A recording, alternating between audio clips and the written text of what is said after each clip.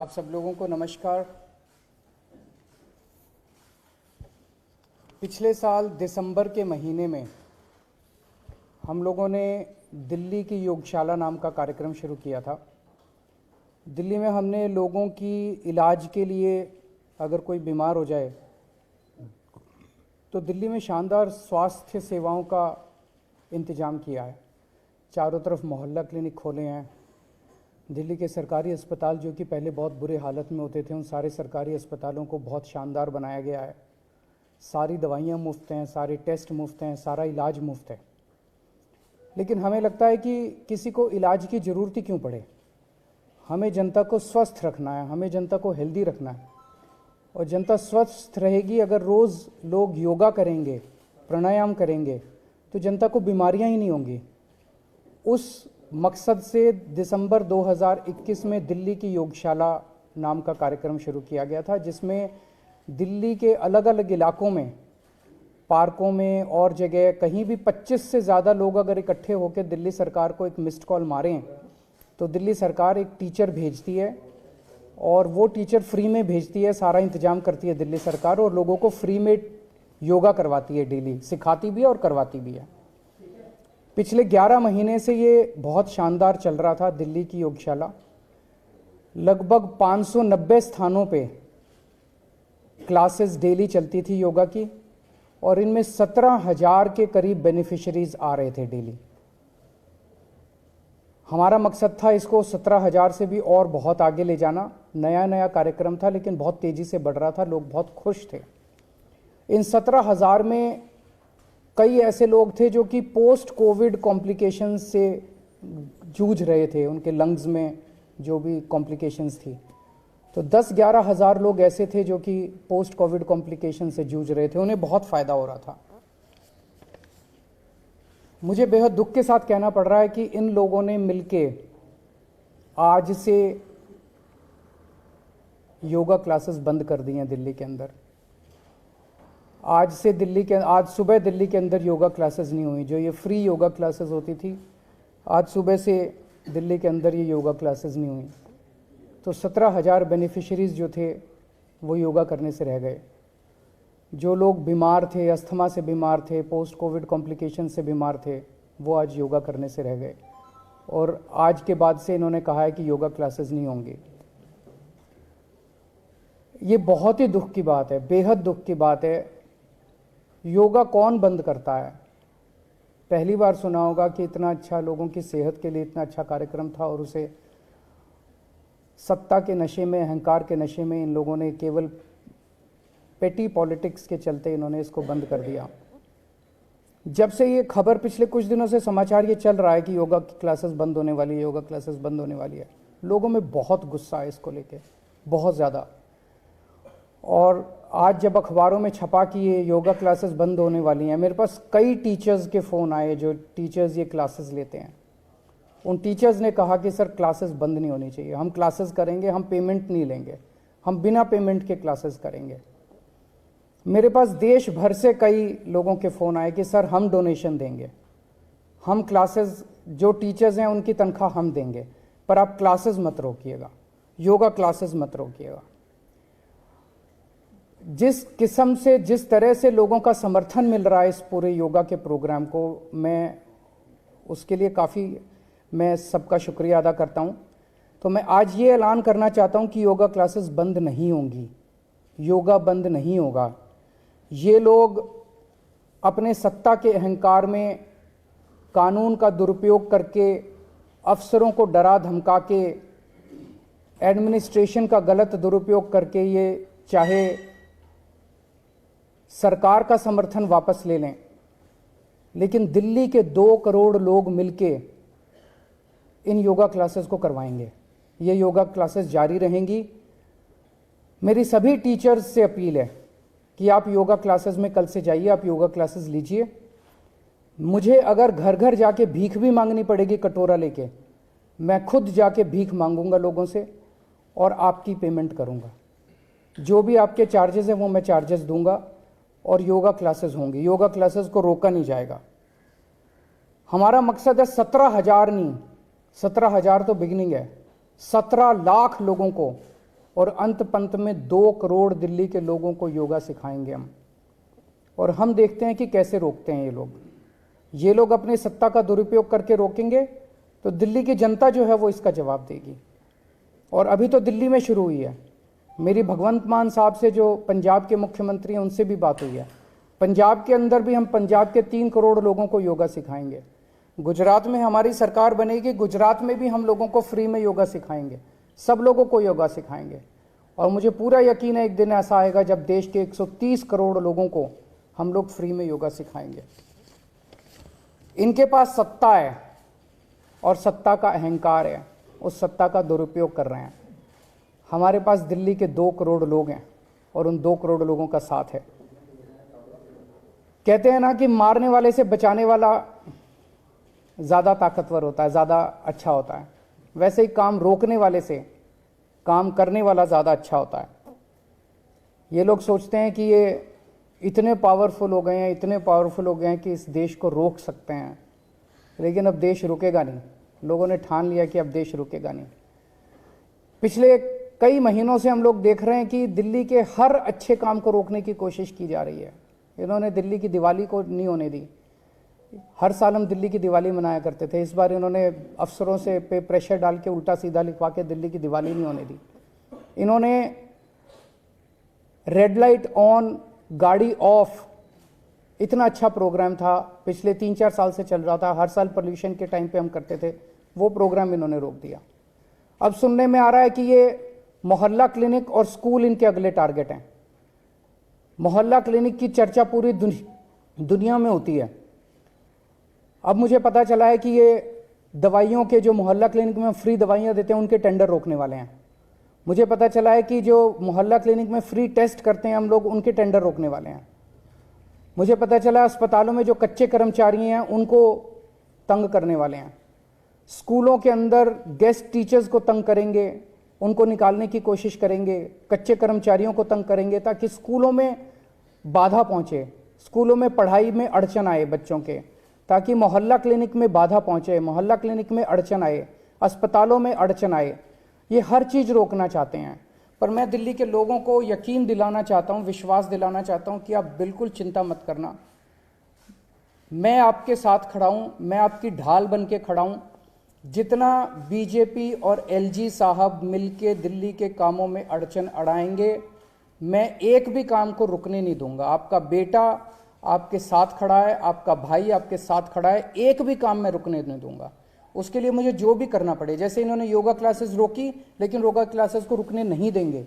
ये मोहल्ला क्लिनिक को रोकने की कोशिश करेंगे, मोहल्ला क्लिनिक हम रुकने नहीं देंगे। ये स्कूलों में अड़चन अड़ाने की कोशिश करेंगे, हम स्कूलों को रुकने नहीं देंगे। ये लोग अस्पतालों को रोकने की कोशिश करेंगे, हम अस्पतालों को रुकने नहीं देंगे। दिल्ली का कोई काम नहीं रुकने देंगे।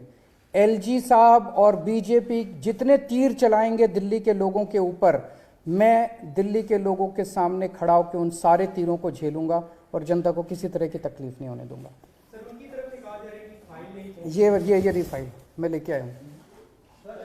वो मैं कल से देख रहा था, एलजी साहब कह रहे हैं कि फाइल नहीं पहुंची। ये 26 अक्टूबर को मनीष सिसोदिया के सिग्नेचर हैं, या तो 26 को ही पहुंच गई होगी या 27 को पहुंच गई होगी।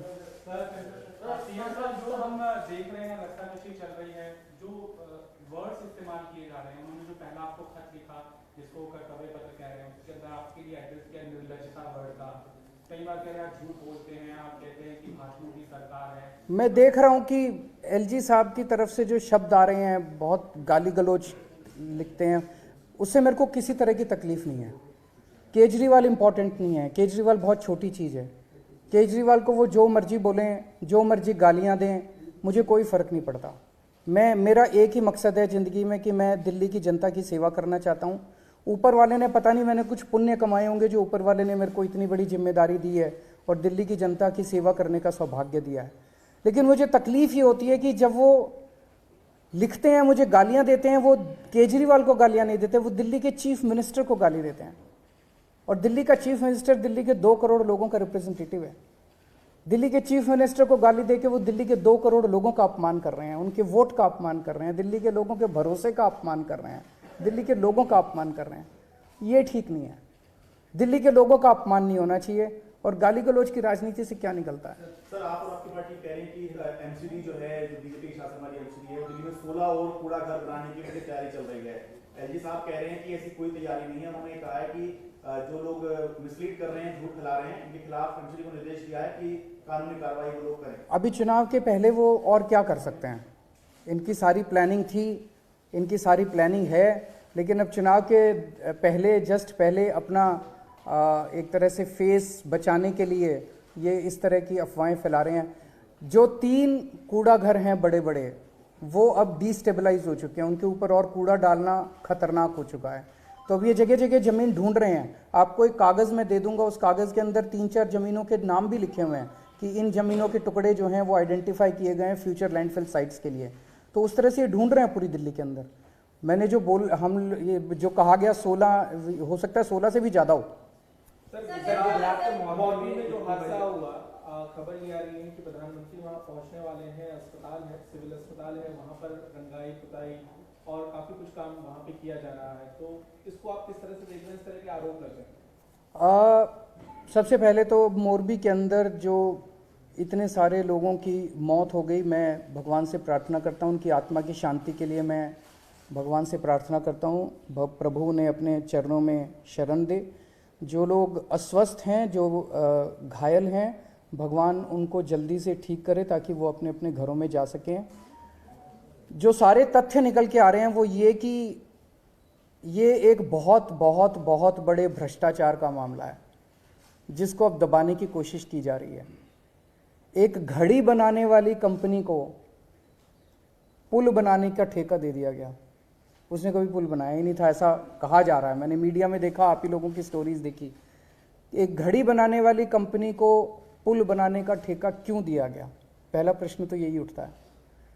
नंबर 2, उसको बिना टेंडर किए पुल रख रखाव का, मतलब मेंटेनेंस कह रहे हैं या रिपेयर कह रहे हैं, रिपेयर का ठेका क्यों दिया गया?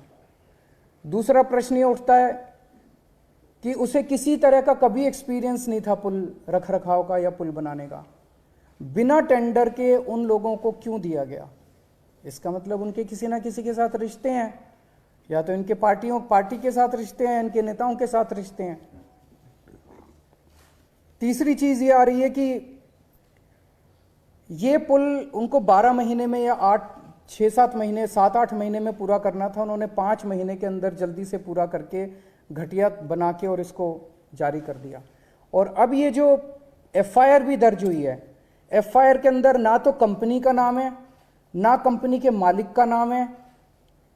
तो अभी से अस्पताल की पुताई तो अलग है, लेकिन मामले की पूरी लीपा पोती पे चालू हो गया है। उनको बचाने का, कंपनी को बचाने का और कंपनी के मालिक को बचाने का पूरा काम शुरू हो गया है। एक आरोप ये लग रहा है, ये पता करना, ये आप लोगों को पता करना पड़ेगा। मैं उनसे पूछना भी चाहता हूं कि क्या ये सच है जो आरोप लग रहा है कि उन्होंने इनकी पार्टी को चंदा दिया है और भारी चंदा दिया है, और क्या ये उसका एक तरह से वो है? तो ये सारे जवाब तो देने पड़ेंगे। इतने सारे लोगों की डेथ हो गई है, और मैं समझता हूं कि अगर 150 लोगों की एक डेथ इतने बड़े भ्रष्टाचार की वजह से हो जाए तो उस राज्य के मुख्यमंत्री को मुख्यमंत्री बने रहने का कोई नैतिक अधिकार नहीं है। गुजरात की सरकार को इस्तीफा देके तुरंत चुनाव करा देने चाहिए।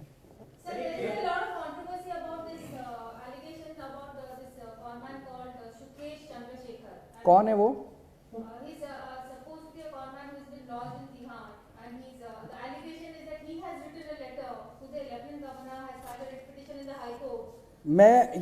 मैंने पढ़ा, आपके चैनलों पे भी देखा। पंजाब चुनाव के पहले ये लोग कुमार विश्वास को लेके आए थे। भारतीय जनता पार्टी ने जब देखा था कि पंजाब चुनाव वो हार रहे हैं तो कुमार विश्वास के कंधे पे बंदूक रख के चलाई।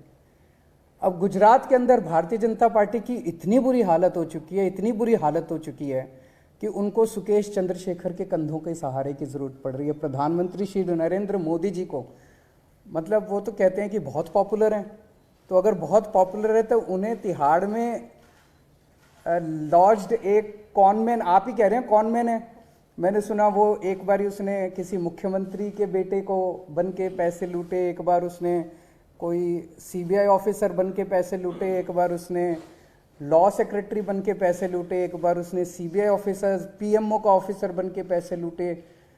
तो वो जो कह रहा है उससे कुछ लिखवा के और मतलब उसके ऊपर उसके सहारे इनको अपना गुजरात चुनाव लड़ने की जरूरत पड़ रही है, नंबर 1। नंबर 2, परसों मोरबी हादसा होता है, कल 24 घंटे सारे टीवी चैनल्स मोरबी का मुद्दा उठाते हैं और आज अचानक टीवी चैनल से मोरबी गायब हो गया और सुकेश चंद्रशेखर के आरोप जो हैं वो आ जाते हैं। तो लगता नहीं कि मोरबी से ध्यान भटकाने के लिए ये एक कंप्लीटली फिक्टिशियस, कंप्लीटली फर्जी स्टोरी एक प्लांट की गई है और सारे चैनल अब बस सुकेश चंद्रशेखर और सत्येंद्र जैन की बात कर रहे हैं। तो ये मतलब इससे ज़्यादा ब्लेटेंट और क्या हो सकता है कि मोरबी के मुद्दे को दबा के उसको डाइवर्ट करने के लिए, और सक्सेसफुली डाइवर्ट कर दिया उन्होंने। सारे चैनल इस टाइम इस सुकेश चंद्रशेखर की बात कर रहे हैं, जबकि 150 लोग जिनकी मौत हो चुकी है उसका सब भूल चुके हैं। और तीसरी चीज, इन्होंने कहा कि मनीष सिसोदिया ने शराब घोटाला किया। 2 महीने तो हो गए, 800 अफसर लगे हुए हैं, एक कुछ नहीं मिला इनको। इन्होंने कहा बसों में पैसे खा गए हम, उसमें कुछ नहीं मिला। इन्होंने कहा सड़कों में घोटाला हो गया। इन्होंने पता नहीं कितने आरोप लगाए, अभी तक तो किसी आरोप में कुछ नहीं निकला। तो सारे आरोप इनके मनगढ़ंत हैं, सारे आरोप फर्जी हैं लोगों के। सर, गुजरात में नागरिकता देने की बात आज कांग्रेस ने कही है उन लोगों को जो पाकिस्तान और अफगानिस्तान के शरणार्थी। ये सारी चीज़ें गुजरात चुनाव के पहले हो रही हैं। कभी यूनिफॉर्म सिविल कोड की बात करते हैं, कभी अच्छी बात है, देनी चाहिए, उसमें हम उसका विरोध नहीं करते। पर ये अचानक 27 साल के बाद इस 2022 के गुजरात चुनाव के पहले क्यों याद आ रहा है? क्योंकि अभी तक इनको गुजरात में कुछ करने की जरूरत ही नहीं पड़ती थी। बीजेपी और कांग्रेस के अंदर ऐसी अच्छी सेटिंग थी कि दोनों को चुनाव तो लड़ते ही नहीं थे, दोनों सेटिंग करके। इस बार इन लोगों को चुनाव के पहले संघर्ष करना पड़ रहा है क्योंकि आम आदमी पार्टी वहां आ गई है। Thank you. हो गया।